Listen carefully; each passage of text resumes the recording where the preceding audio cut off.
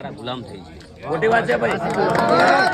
મોટી વાત કહેજો પાછા આ કહેવા જોગું છે ભાઈ ભાઈનો પગ ખેંચવાથી મોટું પાપ છે પણ અત્યારે કહેવા જોગું છે એટલે કહું છું આ તો સારું મને સમાજ બહાર કાઢ્યો છે સાહેબ કદાચ હું એમના ઘરમાં રહેતો હોય તો શિયાળાનો ચો તો ઢાજનો ઠરી જઉં હું હે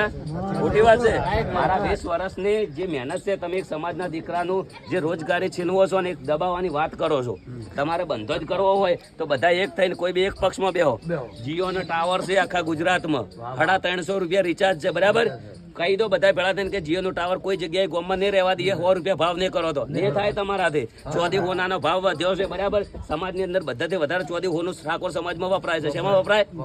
એ ભાવ ઓછો ઘટાડો નહીં થાય તમારાથી તમે જે કશું કરી જ નહીં કહેવાના આજના દાડા સુધી સમાજ ભેળી કરી છે સમાજની મિટિંગો કરી છે સમાજને સમાજને ખાલી યુવાઓને ભેળા કરી તાળીઓ પડાય કે ભાઈ તાળીઓ પાડો